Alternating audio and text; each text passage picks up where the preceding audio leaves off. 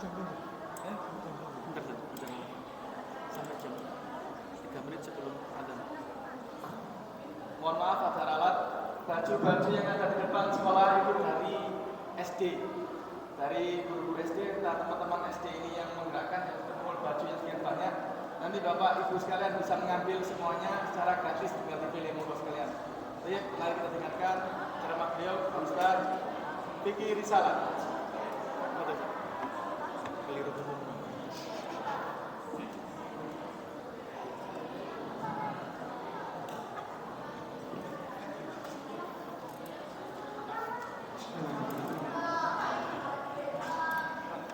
Assalamualaikum warahmatullahi wabarakatuh.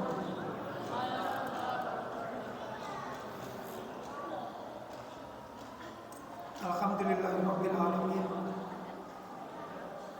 Wassalatu wassalamu ala nabiyyina Muhammadin wa ala alihi wa sahbihi ajma'in. Rabbi shrah li sadri wa yassir li amri wahlul 'uqdatam min lisani yafqahu qawli.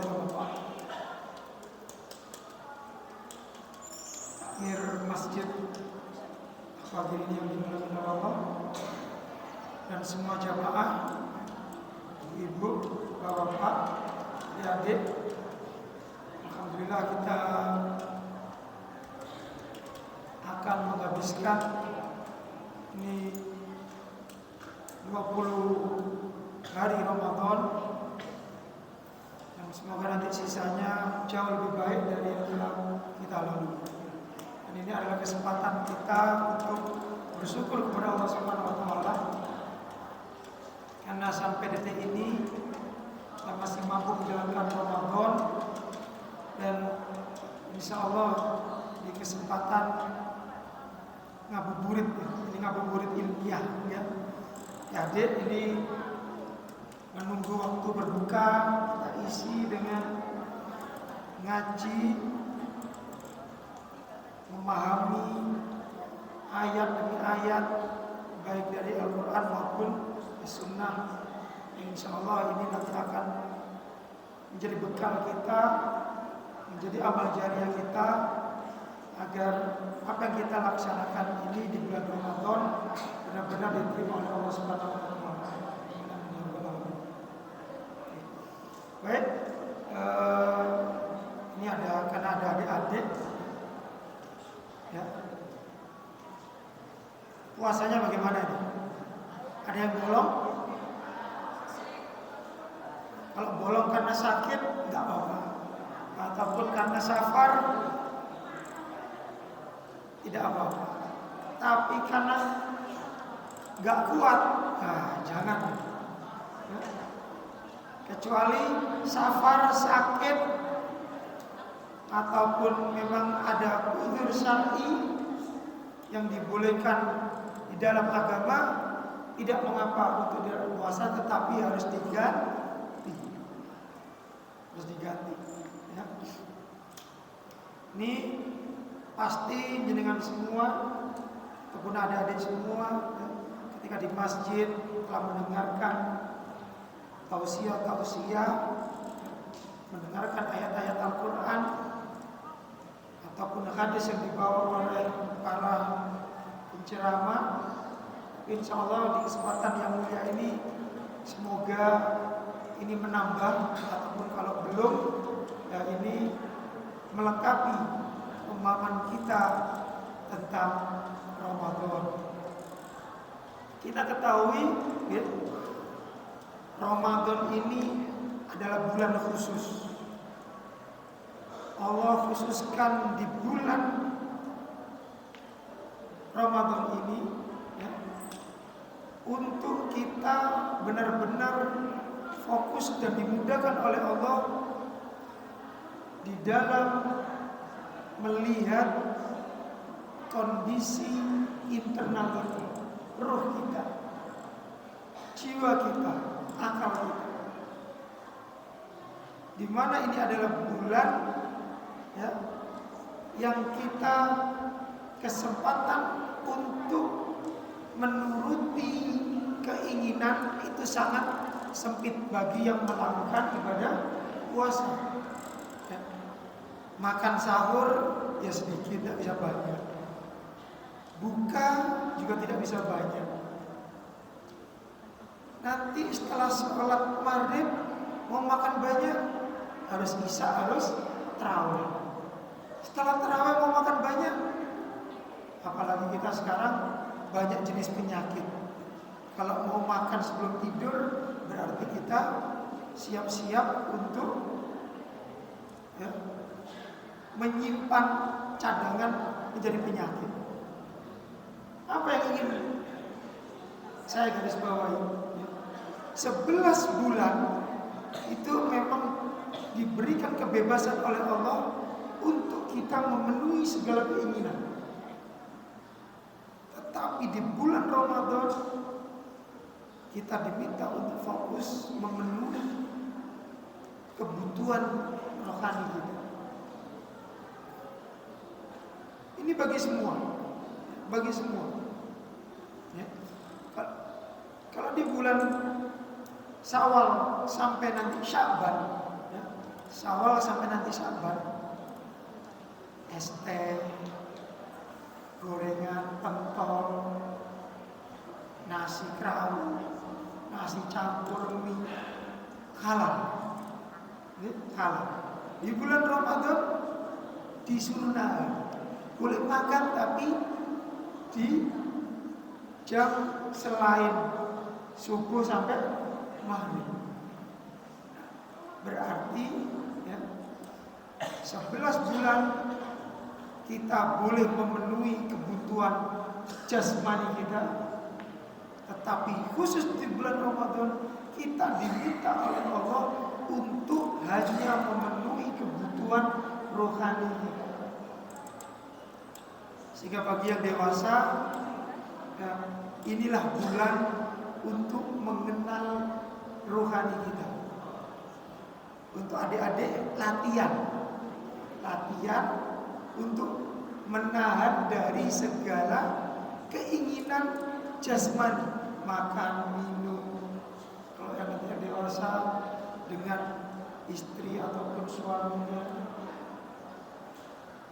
Karena Nabi Muhammad SAW telah mencontohkan, ini saya bawa kitab Asbabul Wurud, kitab sebab-sebab diturunkannya ataupun sebab-sebab terkeluarnya hadis Nabi Muhammad SAW. Dan terkhusus ini saya buka babus siyam. Karena memang Nabi Muhammad ketika bulan Ramadan, ini tadi pendahuluannya sudah jelas gitu, ya. Kita di bulan Ramadan memang disediakan oleh Allah 1 bulan untuk mudah memberikan makanan rohani. Kalau 11 bulan mudah untuk memberikan makanan jasad, makanan badan. Kalau di bulan Ramadan tidak. Ini ada satu hadis, ada beberapa hadis, mulai nomor 29 sampai 30 ini. Akhraja Ahmad wa Muslim an Sa'ad ibni Abi Waqqas. Jadi diriwayatkan dari Imam Ahmad dan Imam Muslim dari Sa'ad ibni Abi Waqqas, qala kharaja alaina Rasulullah sallallahu alaihi wasallam wa huwa yadribu bi ihda yadayhi 'ala al-ukhra wa huwa yaqulu asaru hakada wa hakada wa hakada thumma naqasa asba'ahu fi tsalitsah. Nabi itu diriwayatkan ketika sahabat terutama Sa'ad bin Abi Waqqas itu melaporkan bulan Ramadan itu 1, 2, 3. Yang namanya bulan Ramadan itu 29. Maksimal 29.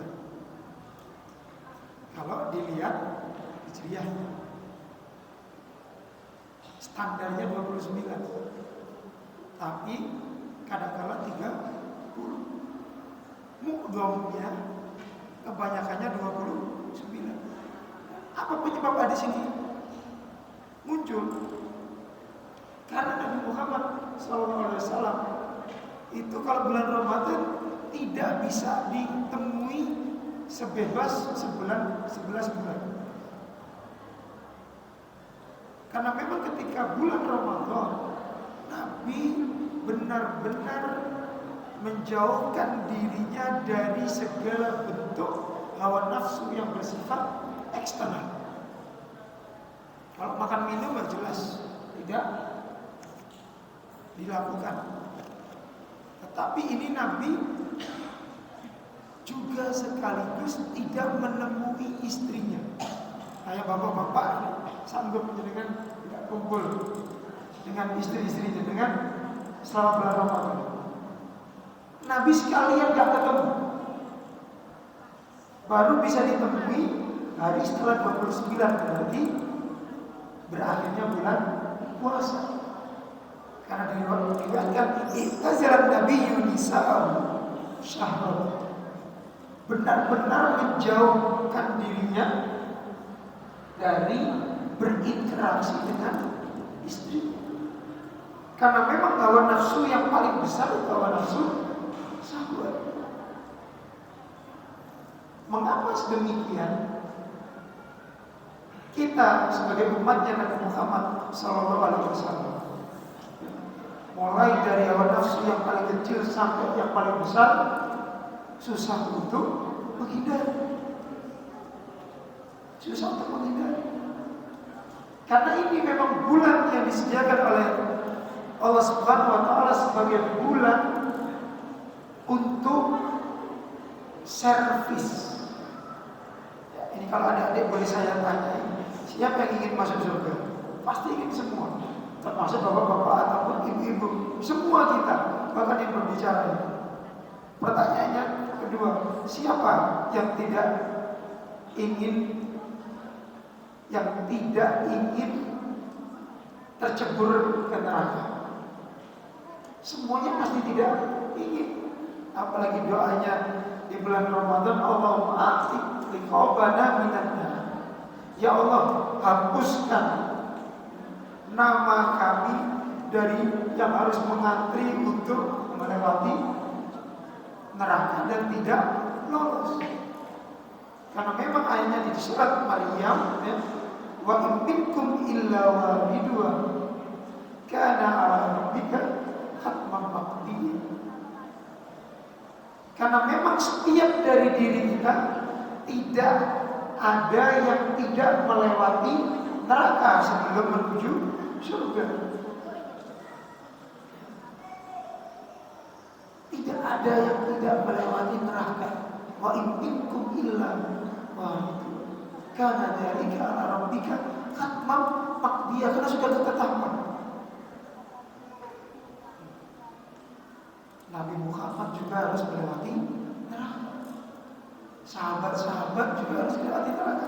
Apalagi kita, apalagi adik-adik, sudah melewati semua. Karena ini sebuah ketetapan. Tetapi Allah Subhanahu wa taala mengatakan selanjutnya, "Tsumma nunajjil ladzina taqaw wa nadharul zalimina fiha jisya." Tetapi Allah akan menyelamatkan orang-orang yang bertakwa, yang telah Allah berikan gelar takwa. Dan terkhusus di bulan Ramadan ayatnya juga jelas, la'allakum tattaqun. Diwajibkan bulan puasa kepada kita sampai nanti manusia terakhir, tidak tahu siapa namanya, dan umat-umat terdahulu, agar Allah berhak memberikan stempel tetap muatan. Karena yang diselamatkan dari neraka nanti, yang diselamatkan dari antrian, dari ketelitian malaikat-malaikat Allah di dalam menghisab, yaitu hanya hamba-hamba Allah yang bertakwa. Dan takwa ini tidak sembarang gelar yang Allah sematkan kepada hambanya, harus benar-benar bersih.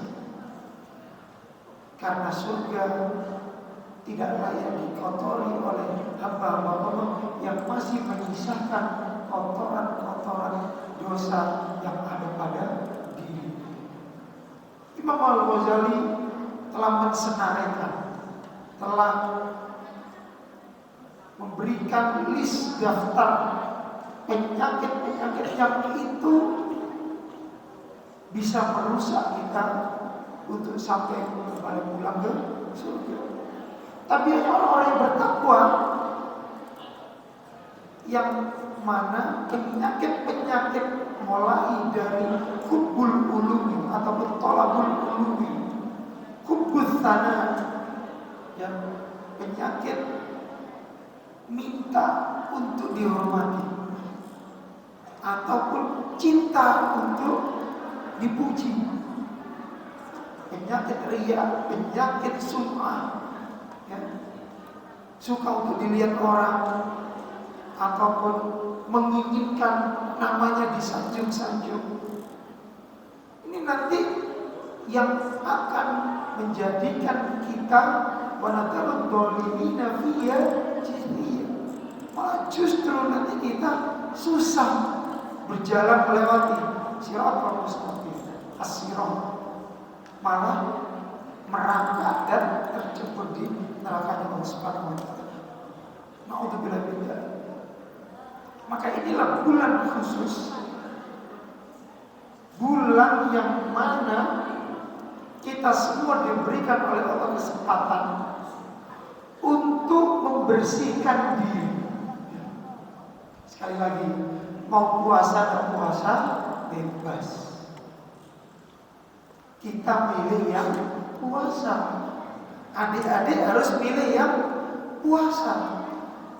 Karena adik-adik tadi wudu, berkumur-kumur, menelan, tidak ada yang melihat juga. Loh, kok kumur? Loh, aku tadi wudu. Siapa yang demikian? Kan tidak ada yang melihat kumur-kumur.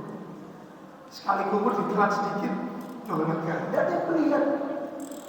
Tidak ada yang melihat. Kita tidak berbicara yang berada di balik selampu warung. Kita tidak berbicara itu. Kita bicara untuk orang-orang mukmin.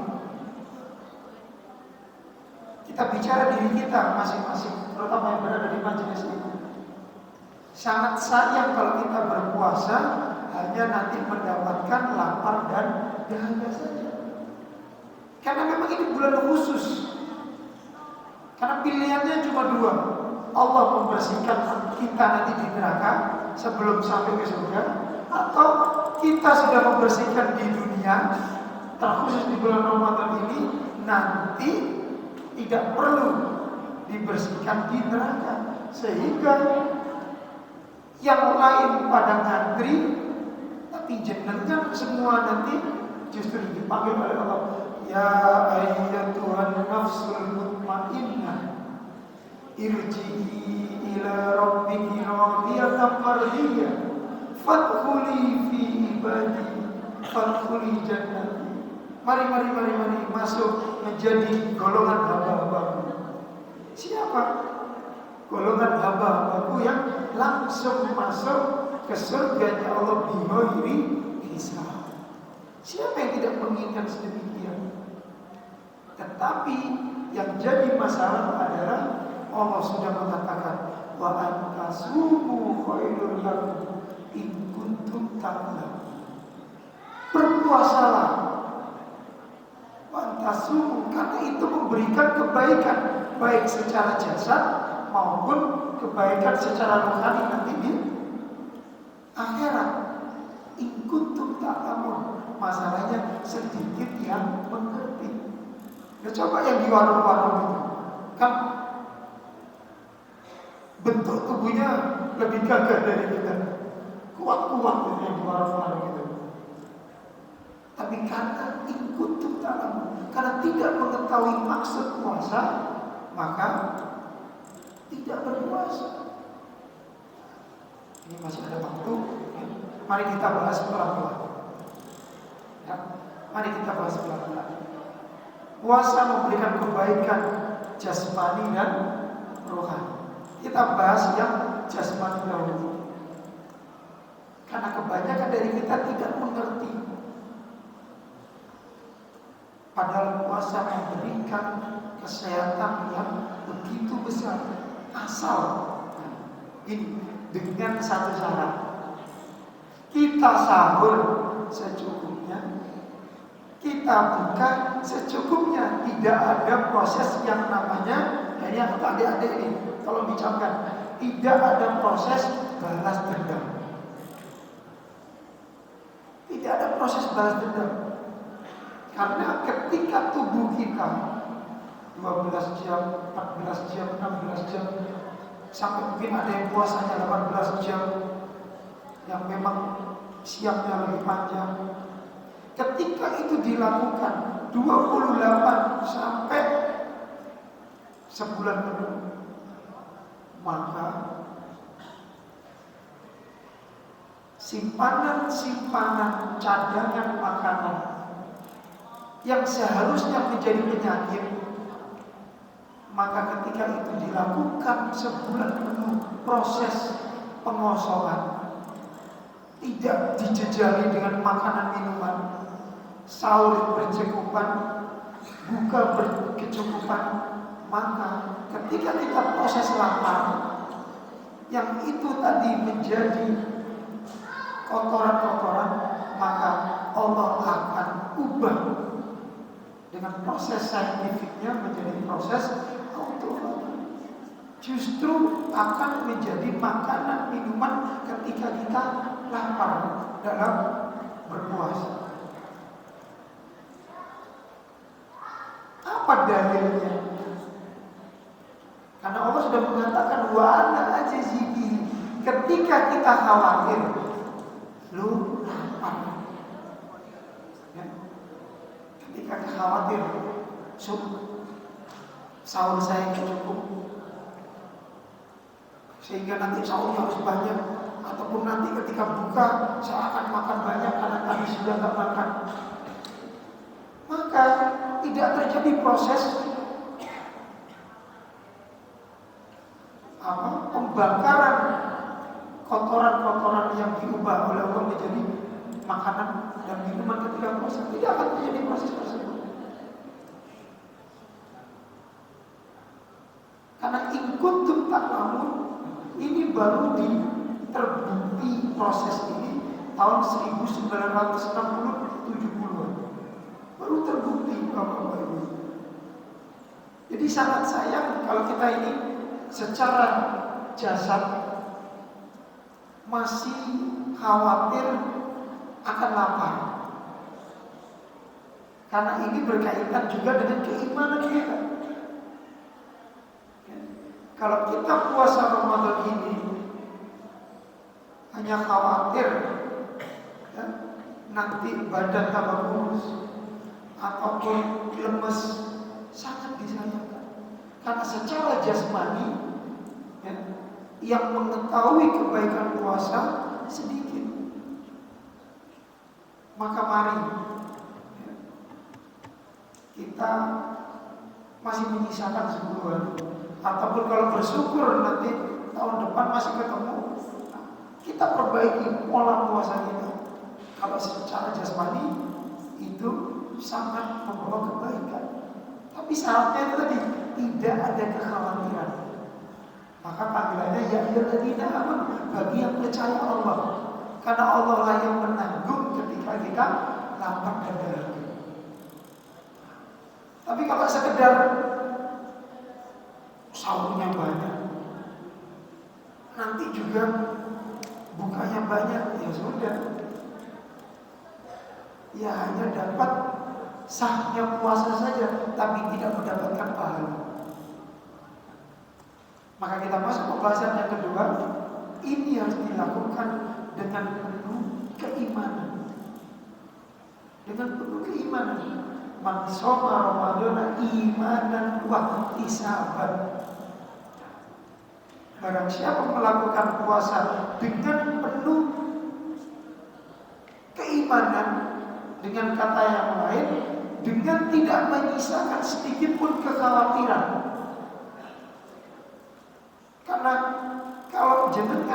kerja seberat-beratnya, selagi tidak benar-benar kerja yang sampai membuat kita itu mau mati, kan insya Allah tidak mati kerja sehari, karena sudah sahur. Menahan makan minum cuma 10, 12, 13, 14 jam, 16 jam, tidak akan mati.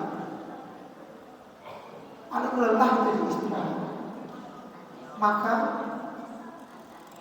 kita lakukannya benar-benar tanpa menyisakan kekhawatiran.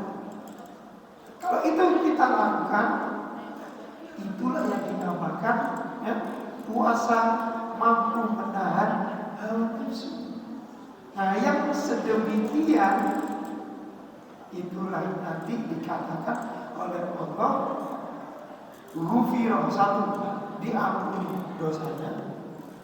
Kalau diampuni dosanya karena kita mampu mengerti kondisi keinginan-keinginan kita.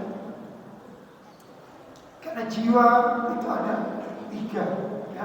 Diri kita ini kelompoknya, kalau dikelompokkan itu ada 3. Diri manusia yang hanya menuruti keinginannya saja, al-ammaratu bisu ya. Pokoknya hidup itu makan minum. Nah, kalau orang mukmin pada umumnya masuk kategori yang kedua, al-ammaratu an-nafsu al-lawwamah. Nafsu yang hanya menginginkan enaknya saja, suka mencela. Kalau sesuatu sesuai dengan keinginan, ini rezeki saya. Tapi kalau tidak sesuai dengan keinginan, kayaknya Tuhan tidak sayang saya. Seringkali juga demikian.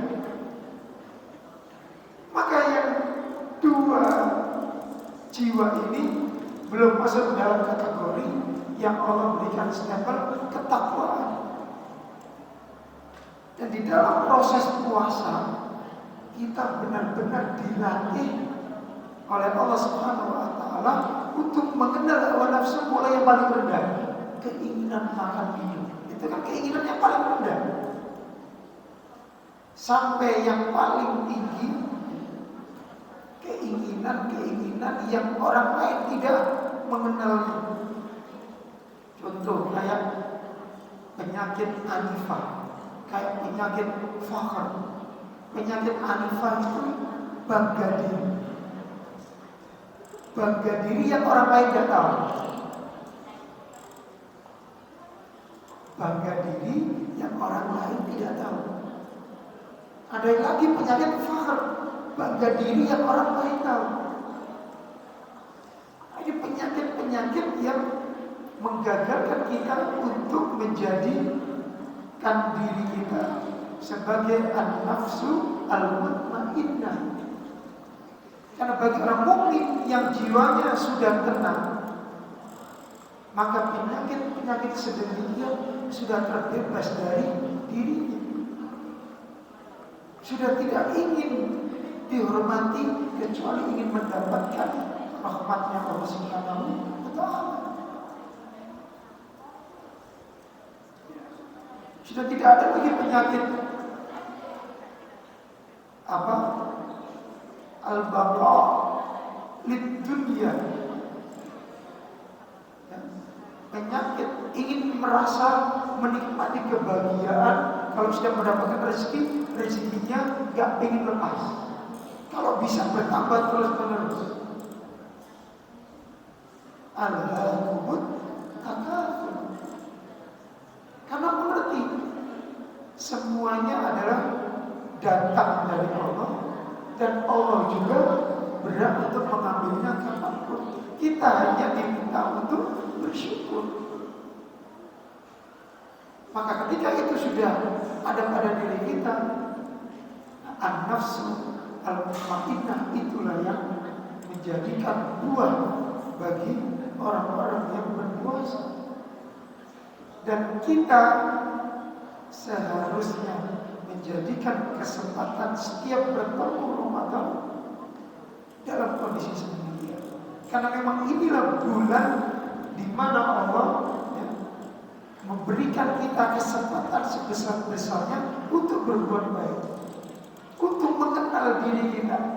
Kalau 11 bulan kita tidak mengenal siapa diri kita, karena kalau lapar pasti makan, kalau haus pasti minum, kecuali yang melakukan puasa sunnah. Tapi tetap harus dengan catatan. Padahal kita ya, setiap hari merasa tidak diawasi oleh Allah Subhanahu wa Ta'ala. Ini perlu ditanyakan kepada adik-adik.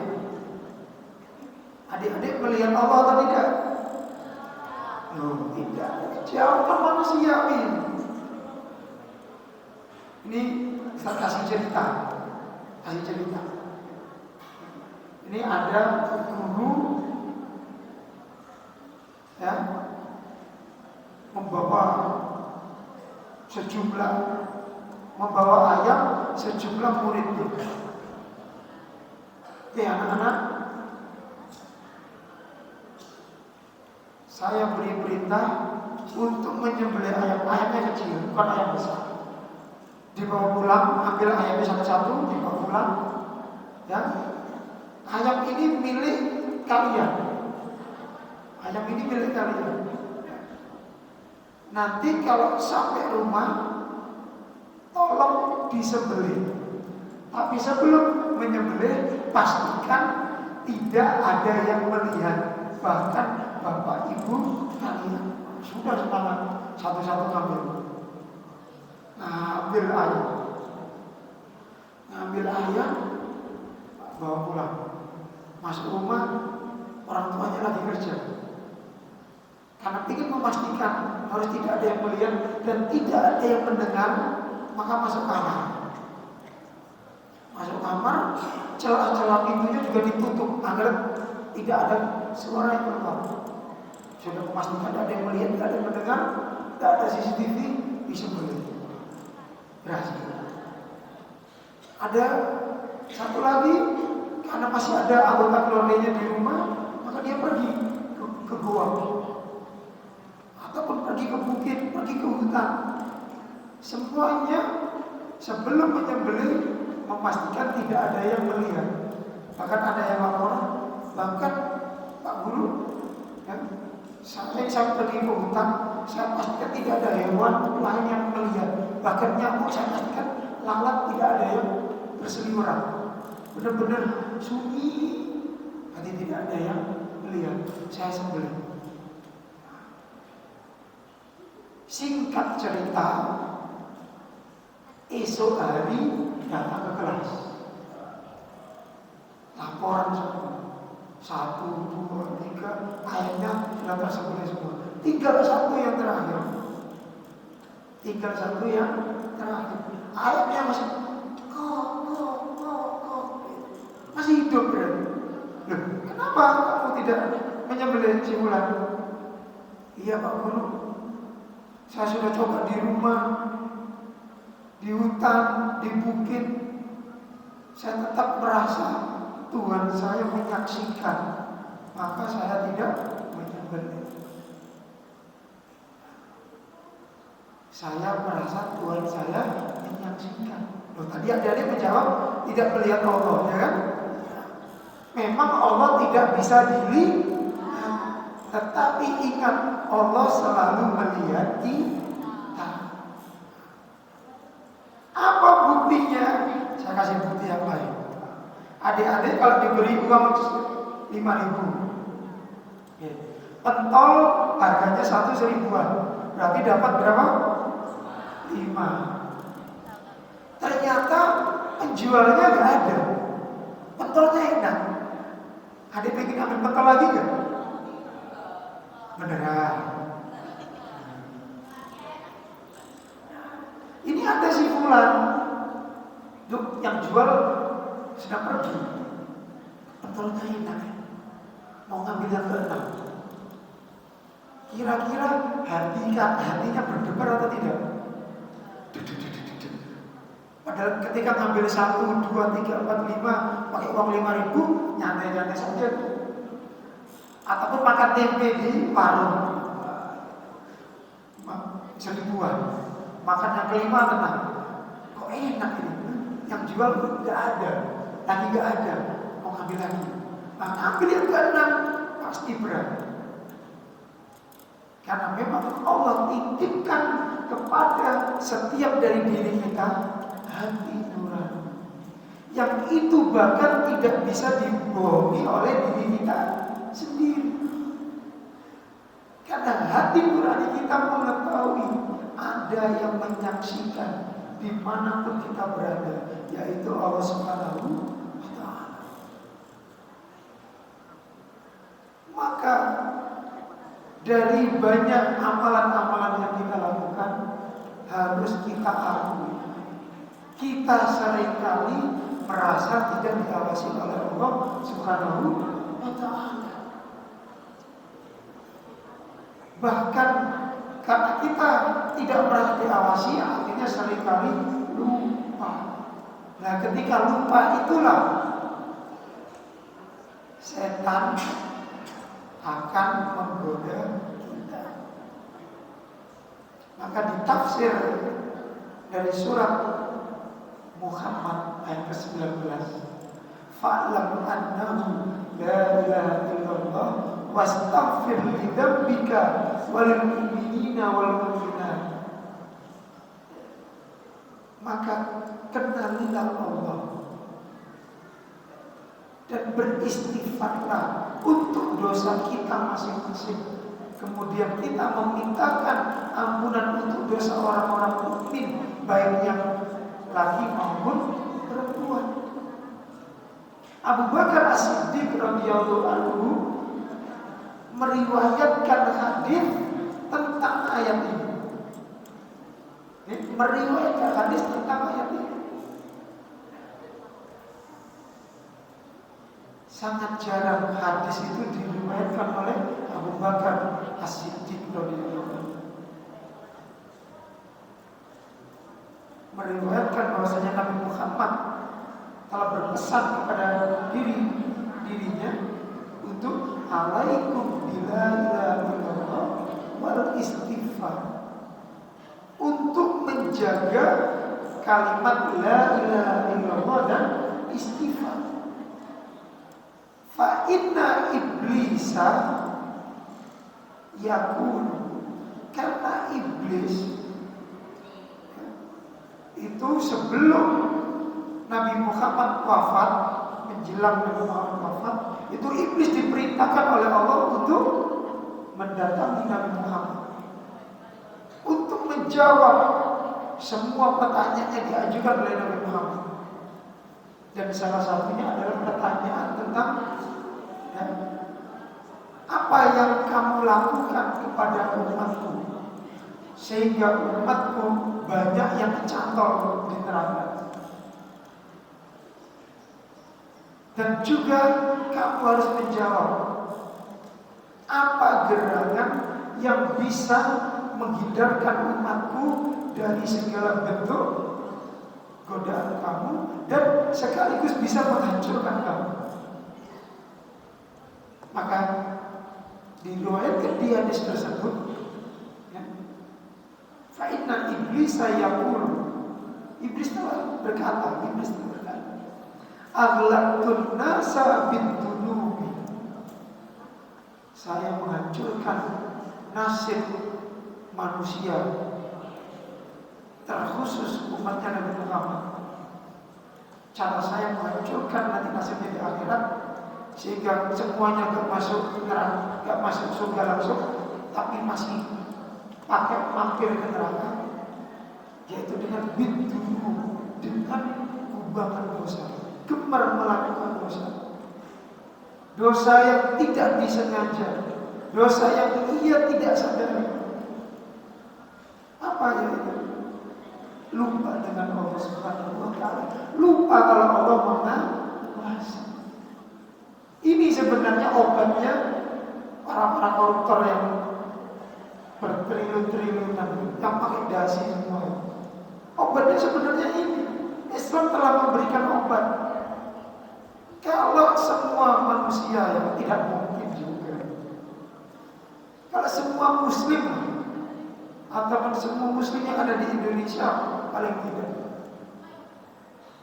itu selalu merasa terawasi oleh Allah dimanapun berada, dimanapun kondisinya, ada CCTV maupun tidak, insya Allah tidak akan mentit, itu tidak akan.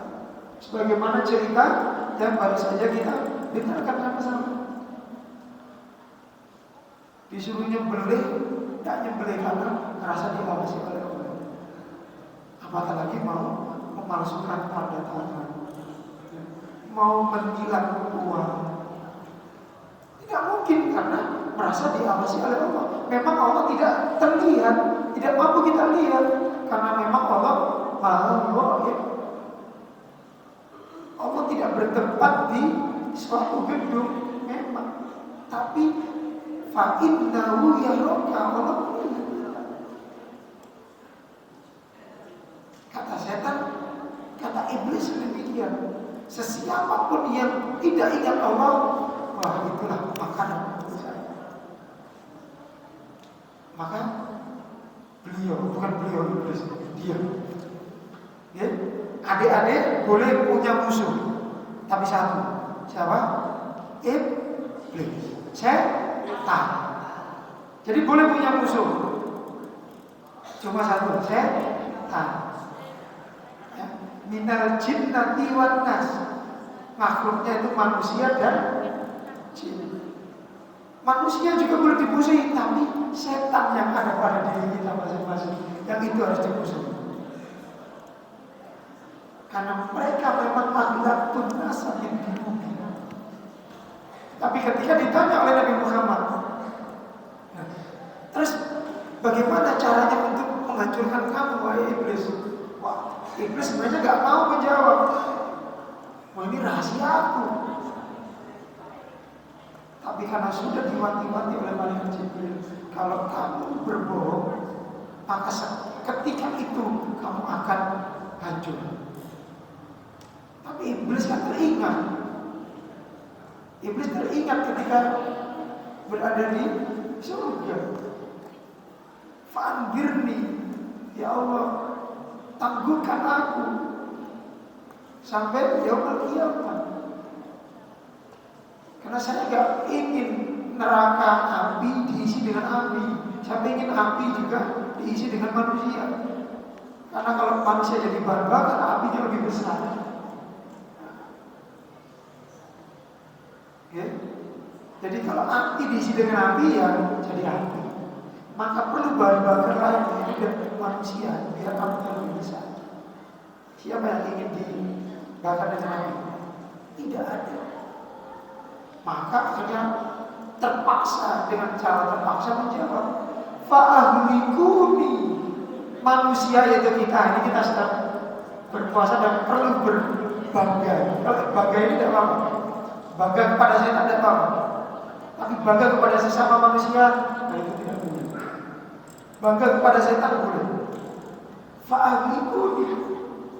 Maka manusia, umatmu wahai Muhammad, itu bisa menghancurkan diriku berkepit-kepit. Dengan apa? Dengan la ilaha illallah dan istighfar. Ini bulan untuk kita zikir kepada Allah, bulan untuk kita minta ampunan kepada Allah. Tapi tidak tinggal diam katanya.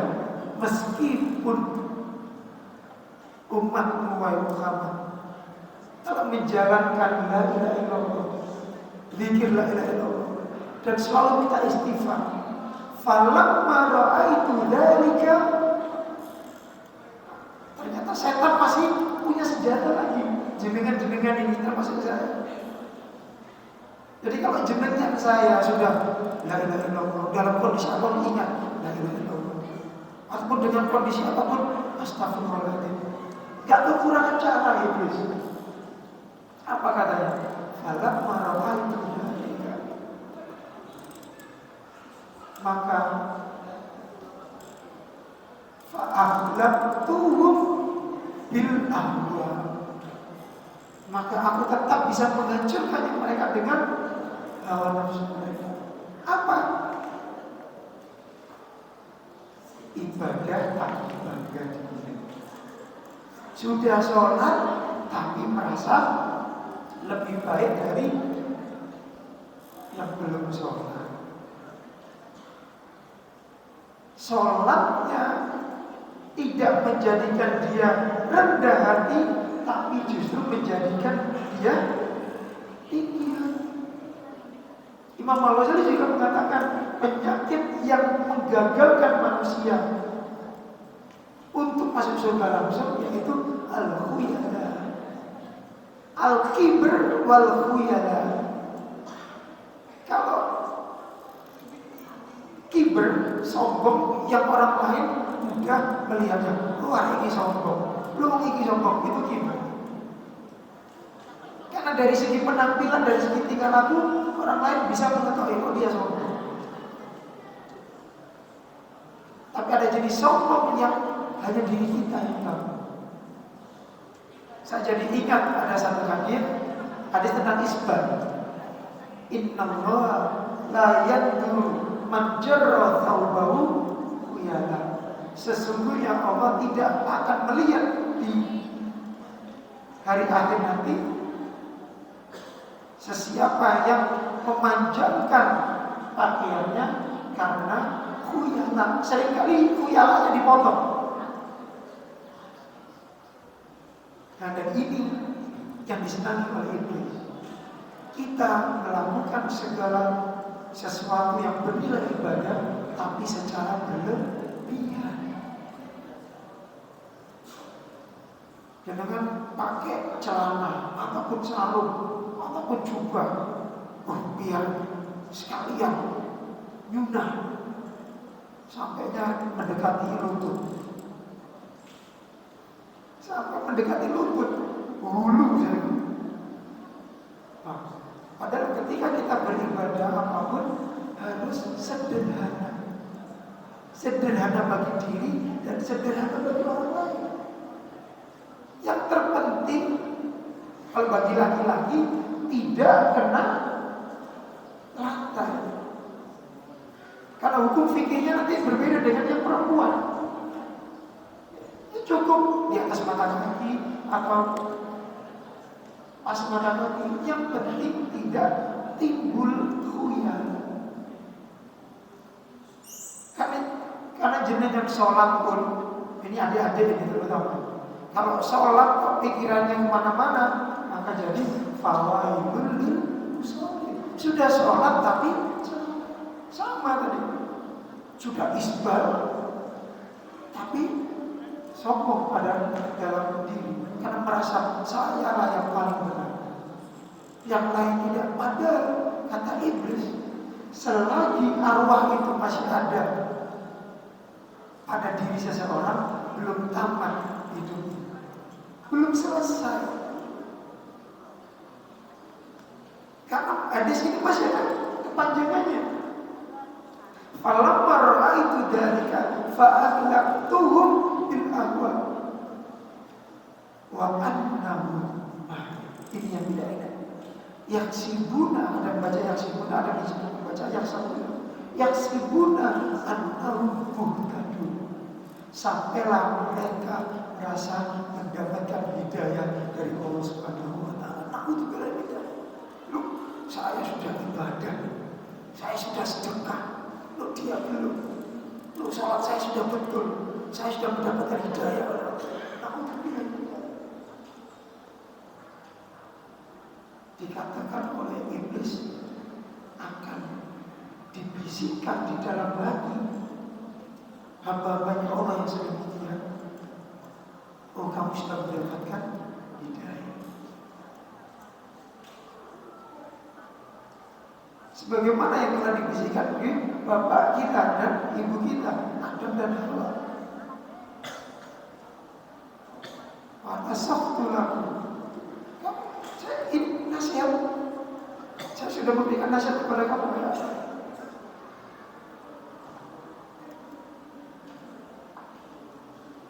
Ini yang perlu kita sama-sama perhatikan. Dan bagi bapak-bapak ataupun ibu, ini harus kita tanamkan kepada anak-anak kita. Dan bagi anak-anak, ya, kalau diajari orang tua, dinasihati orang tua yang baik-baik, harus didengar dan dijalankan. Bagi kita semua yang sudah dewasa-dewasa ini, yang sudah sepuh-sepuh, mari kita bersihkan hati kita. Ini sudah mau 40. Mari kita bersihkan hati kita. Kita koreksi. Apakah puasa kita, sholat kita, itu sudah kita lakukan dengan membersihkan dari segala prasangka buruk kita pada Allah Subhanahu wa Ta'ala. Jenengan sholat, kita semua sholat itu sudah dalam rangka mengembalikan urusan kepada Allah, atau hanya ingin sholatnya dinilai sudah selesai. Karena kita harus menghindari jangan sampai sholat kita kena label wailun, celaka. Karena ketika sholat tidak merasa diawasi oleh Allah, tetapi memikirkan hal-hal yang itu memang menjadikan kita tidak merasa terawasi. Kalau kita sholat tidak membawa masalah hidup kita, saya jamin, saya juga mempraktekkan, saya jamin sholat saya tidak khusyuk. Kalau tidak membawa masalah hidup kita, karena kita sholat ya untuk mengembalikan masalah itu kepada Allah Subhanahu wa Ta'ala. Tsumma ilaina turja'un, tsumma ilaina yurja'un. Jenengan sholat bisa nangis karena melaporkan masalah jenengan kepada Allah.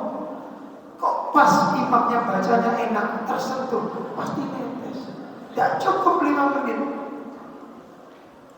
Tidak cukup 5 menit. Terawih tidak cukup. Apalagi kalau ada terawih 7 menit, cepat. Pasti. Apalagi kalau kita bahas secara tauhidnya, pasti Allah tidak ada. Allah tidak menyaksikan. Yang ada cuma diberikan waktu 7 menit selesai. Tapi kalau jenengan sholat itu ketika mampu neteskan air mata, berarti jenengan sedang melaporkan, mengembalikan kembali urusan-urusan yang Allah berikan, kita kembalikan kepada Allah. Maka mari kita ajarkan segala kebaikan ini kepada diri kita dan kepada keluarga kita, agar kita memang nanti menjadi hamba Allah yang mutmainnah hatinya, sehingga tidak perlu susah-susah kita itu menyusahkan Allah sampai membersihkan kita di neraka. Jangan sampai. Inilah bulan Ramadan, bulan kita harus memperbanyak kalimat tahlil dan juga sekaligus memperbanyak kalimat istighfar. Karena memang selama ini kita makan minum hanya atas dorongan lidah, enak ataupun tidak enak. Kita jarang makan minum, ini nafsu yang paling rendah ya. Kita mulai tata yang paling rendah, pelan-pelan sampai yang begini. Jadi mulai kita tata. Habis ini dan nanti setelah Syawal, Muharram dan seterusnya sampai ketemu Syawal lagi, dan akhirnya kita mampu mengerti hawa nafsu kita, sehingga kita tidak membiarkan setan membisiki, menipu kita, dan kita akhirnya menjadi hamba Allah yang muttaqin. Kita tutup kajian kita dan semoga apa yang kita mendengarkan ini membawa keberkahan, dan yang tidak baik-baik kita ampunkan secara bersama-sama. Nastaghfirullahumma nastaghfirullahumma wa natubu ilaik. Subhanaka wa bihamdika asyhadu an la ilaha illa anta nastaghfiruka wa natubu ilaik. Assalamualaikum warahmatullahi wabarakatuh.